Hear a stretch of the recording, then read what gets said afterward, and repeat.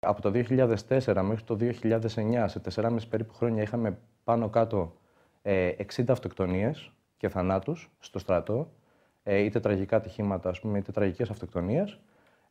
Και τον πρώτο 1,5 μήνα της διακυβέρνησης Πασόκ, από το 2009, τον Οκτώβρη μέχρι σήμερα, έχουμε έναν θάνατο, μία αυτοκτονία, 7 τραυματισμούς, 150 φαντάρους οι οποίοι πάθανε γαστρεντερίτιδα σε ένα κέντρο νεοσυλλέκτων του στρατού και μια σειρά από άλλα περιστατικά, ας πούμε, που δείχνουν ότι υπάρχει σοβαρό πρόβλημα. Αν έπαιρνε κανείς τα περιστατικά ένα-ένα, υπάρχει μια ολόκληρη σειρά, διαδικασία και μια ολόκληρη μεθοδολογία τελικά που οδηγεί αυτούς τους ανθρώπους, μαζί με τα δικά τους προβλήματα, προφανώς κανένας δεν είπε ότι δεν είχαν, να οδηγούνται στην αυτοκτονία. Είναι όμως χαρακτηριστικά κάποια συγκεκριμένα παραδείγματα. Για παράδειγμα, δεν μπορεί να πει κανείς ότι δεν έχει ευθύνη ο στρατός όταν φαντάρος ο οποίος νοσηλεύεται και μάλιστα νοσηλεύεται στο κέντρο υγείας και μάλιστα περιμένει να πάρει αναβολή. Να πηδάει από τον 3ο όροφο του κτηρίου, όπως είχε γίνει πριν από 2 χρόνια στο κέντρο εκπαίδευσης υγειονομικού στην Άρτα. Έτσι, και είναι χαρακτηριστικό αυτό. Φαντάρος ο οποίος αυτοκτόνησε, έπεσε μάλλον, για να το πούμε, να χρησιμοποιήσουμε και την ορολογία του στρατού, έπεσε από το φωταγωγό του σπιτιού του, ενώ ήταν σε άδεια. Υπηρετούσε σε μονάδα στο Διδημότυχο. Περίμενε να πάρει μετάθεση στην Πάτρα όπου και έμενε. Και τελικά έμαθε στην άδειά του. Και τώρα, εντάξει, δεν μπορούμε να το αποδείξουμε, αλλά προφανώς έπαιξε κάποιο ρόλο. Έμαθε ότι τελικά παίρνει μετάθεση στην πλάτη του Εύρου, 30 χιλιόμετρα δηλαδή πιο πάνω στα ελληνοβουλγαροτουρκικά σύνορα. Προφανώς δεν μπορούμε να πούμε ότι ο στρατός δεν είναι άμυρος ευθυνών. Πριν από 2 με 2,5 χρόνια, η έρευνα κάποιων γιατρών του 411 Γενικού Στρατιωτικού Νοσοκομείου της Τρίπολης είχε φτάσει σε μια σειρά από πορίσματα.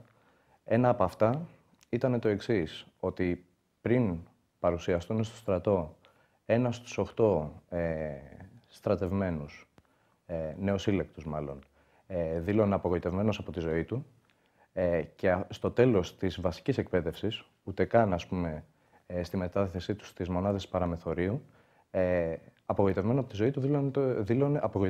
ζωή του δήλωνε 1 στους 4. Είναι επίσης χαρακτηριστικό ότι στην ίδια εκείνη έρευνα οι μισοί δηλώνανε ότι είτε έχουν σκεφτεί την αυτοκτονία, είτε τη σχεδιάζουν στο μυαλό τους, είτε παίρνουν ναρκωτικά, και αυτό λέγεται τάση φυγής, και προφανώς όλα αυτά είχαν να κάνουν με τις ίδιες τις συνθήκες, ας πούμε, που αντιμετωπίζανε μέσα στο στράτευμα, στην εκπαίδευσή τους και πάει λέγοντας.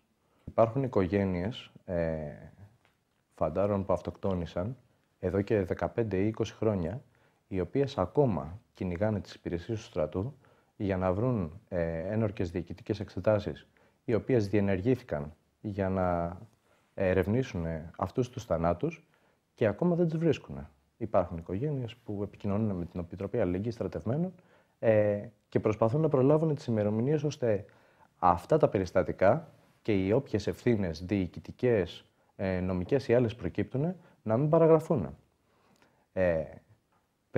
Μέχρι πριν από κάποια χρόνια, η τυπική καταρχήν διαδικασία που ακολουθούνταν από την αυτοκτονία ή το θανάσιμο τραυματισμό κάποιου μέσα στο στρατό ήταν καταρχήν η περίφημη ανακοίνωση του γραφείου τύπου του Γενικού Επιτελείου Στρατού, η οποία έλεγε σε 5 γραμμές, κατάπτυστη πάντα, περιέγραφε όμως σε 5 γραμμές και με έναν σκληρό γραφειοκρατικό λόγο την αυτοκτονία.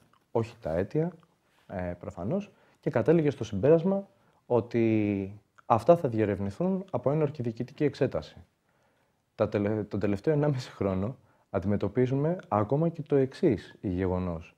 Υπάρχουν θάνατοι στρατιωτών στις ελληνικές ενόπλες δυνάμεις, οι οποίοι συμβαίνουν, καταγγέλλονται, βγαίνουν γράμματα, δημοσιοποιούνται και δεν υπάρχει ούτε καν ανακοίνωση του γραφείου τύπου του ΓΕΣ για αυτό το περιστατικό. Υποτίθεται ότι διενεργούνται οι οποίες ποτέ δεν ανακοινώνονται, δεν γίνεται γνωστό ποιος τιμωρείται, τι έφτεξε. Ήταν ζήτημα συνολικά του ελληνικού στρατού, ήταν ζήτημα του εκάστοτε διοικητή ή το αξιωματικό της μονάδας, έφταιγε κάτι άλλο. Το μόνο που τελικά μένει κάθε φορά είναι μια γενική λογική, η οποία περιγράφεται και σε κάποιες τραγικές έρευνες που κατά παραγγελία έχει δώσει κατά καιρούς ο ελληνικός στρατός, ότι γενικά για τα προβλήματα, για τις αυτοκτονίες καταρχήν των στρατευμένων, πουθενά λόγος για ατυχήματα ή οτιδήποτε άλλο, ευθύνονται ερωτικά προβλήματα, προβλήματα στο σπίτι και διάφοροι άγνωστοι